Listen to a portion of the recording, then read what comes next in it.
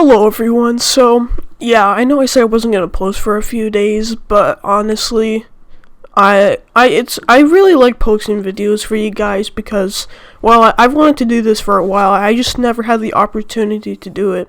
But now I do have the opportunity. But now YouTube's becoming crappy, so honestly, it's like a lose-lose. Now, I made a community post already saying like some other things that are way more important than what I just said here. So, go look at the community post, but yeah. So, yeah, today we're looking at a review. We're making a review for Left 4 Dead 1. I was originally going to post my I'm So Good at Engineer video before this whole COPPA thing, happened, but looks like my editor didn't let me access it, so I'll make sure I can actually work on this one. So yeah, enjoy. Valve is arguably one of the most influential game companies ever. Now, by the way, a lot of the things I might say in this video are opinionated. If you don't agree with my opinion, then watch something else. Also, by the way, disclaimer, spoilers, like a lot. Alright, but when Valve released Half-Life, one of their most successful games, it was something the world hasn't seen before. They made 3D shooters like Doom and its copies look like child play. Valve had made Half-Life with a story, puzzles, and guns, and so much more, and of course with their success they made more games. One of them now being my favorite series of all time, the Left 4 Dead series. Now, many of you might know that Left 4 Dead is a zombie game, and some of you might also say, bruh, zombies are stupid and overused and oversaturated, stop talking about it. And while I do agree with that, Left 4 Dead was one of the first examples of a zombie game. It wasn't like The Walking Dead where it's a Telltale game, or a terrible show. Left 4 Dead was fast-paced, full of suspense, and just great characters. It had great characters, not just great. Today we'll be reviewing the first one, because in my personal opinion, I like Left 4 Dead 1 way more than 2, despite the fact that I think Left 4 Dead 2 is more fun when it comes to gameplay mechanics and variety.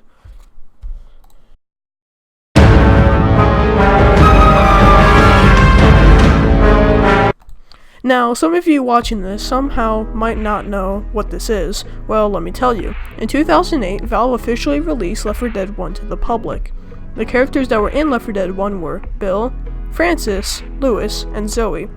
Right away, each of these characters has their own personalities and differences.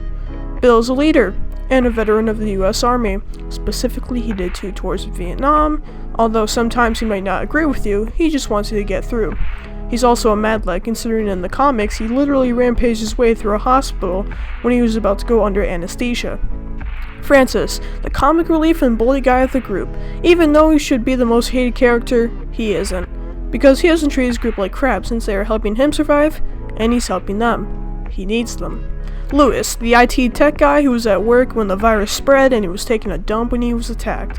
He won and went to see the city he was in ruins. Out of the entire group, he's the most optimistic, unlike Bill or Francis. Zoe, the teenage girl obsessed with horror movies and pretty much a granddaughter or daughter figure to Bill. Even though her parents died, she was able to find comfort with these three survivors. This is Left 4 Dead 1. The game was a success and was so popular it was able to get a sequel exactly 1 year after the original. Now we will cover the story of Left 4 Dead 1 last, but right now we will cover gameplay.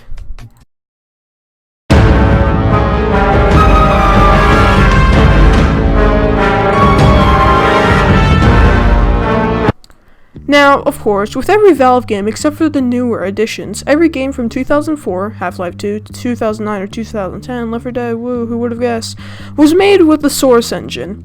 That once legendary engine that made Valve's great games. Now a shadow of the past since Source 2 came out. And yet, the graphics of Left 4 Dead 1 are not terrible. They might be really good actually.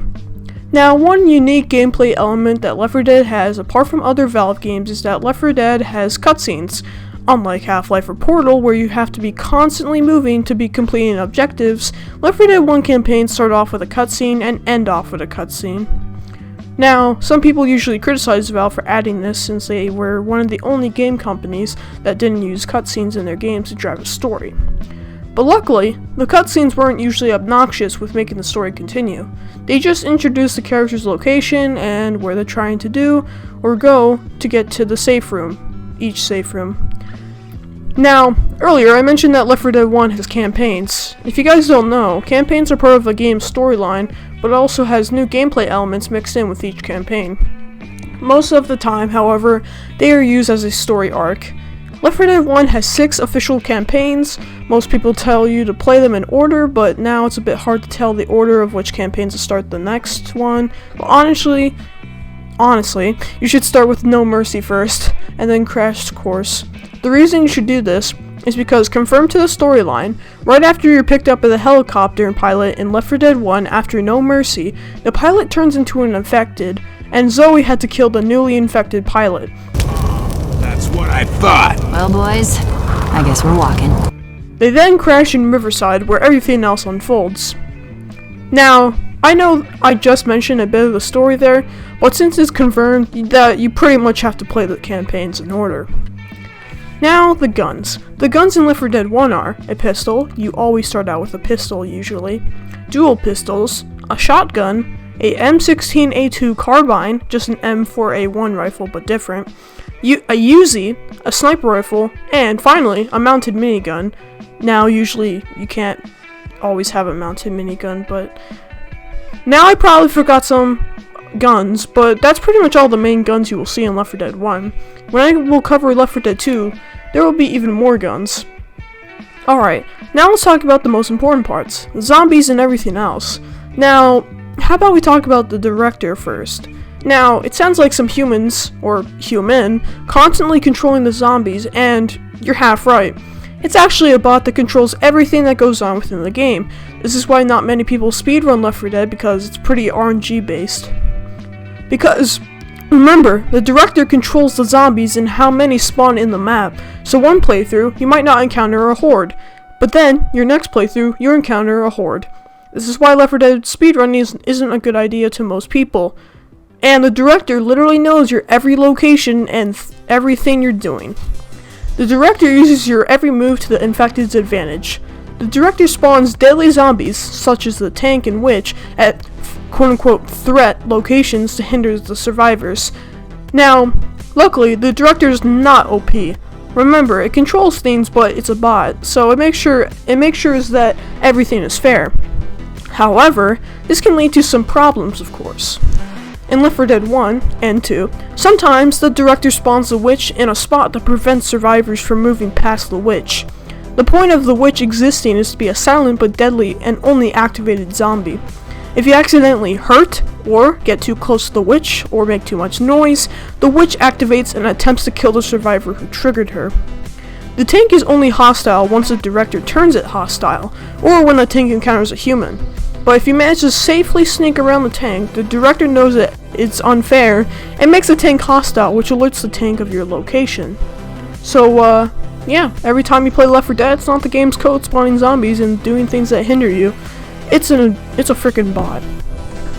Now, that's some of the main gameplay mechanics of Left 4 Dead 1. If I were to do any more, this video would probably be a bit too long. So finally, let's cover the story of Left 4 Dead 1, since this will be the longest.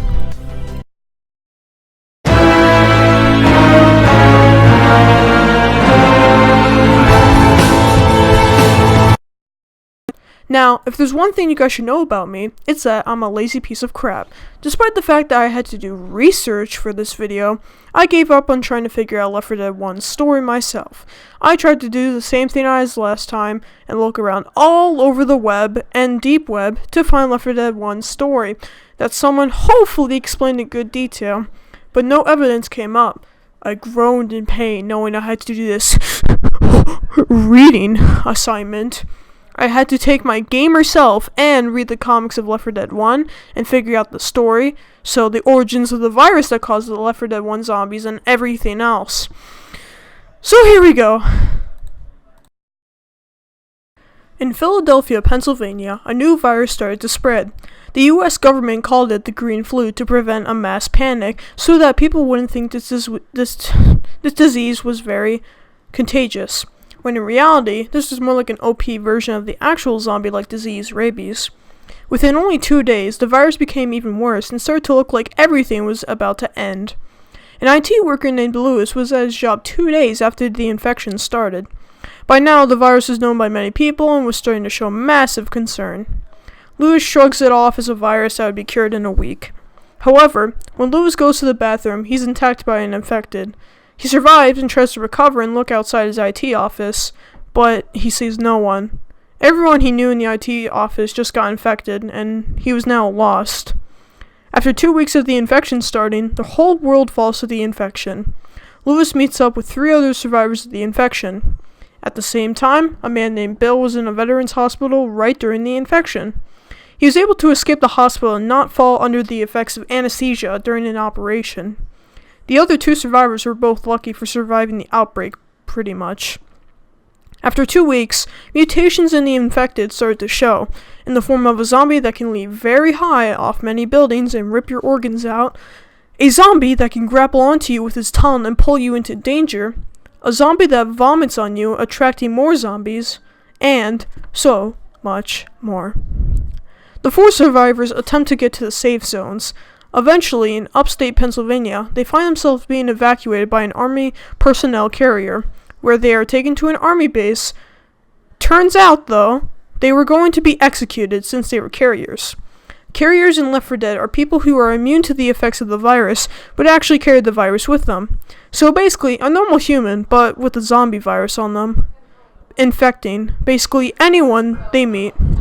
We also learn here that the green flu virus is just insane.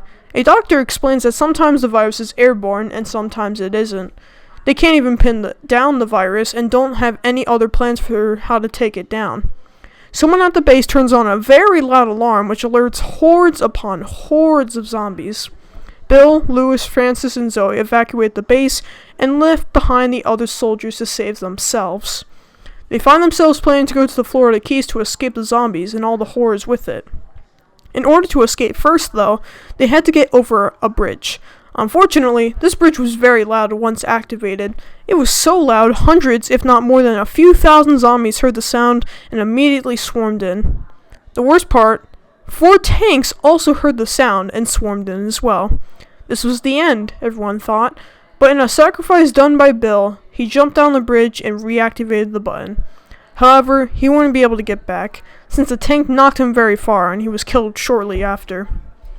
The survivors, after knowing Bill sacrificed himself, survived, and after that they got on a boat and traveled to the Florida Keys, never to be seen or maybe even heard of again. And that's the story of Left 4 Dead 1. Now I need to rate the game, since the last time I reviewed Superhot, I forgot to give it a rating, so here's my rating of Left 4 Dead 1.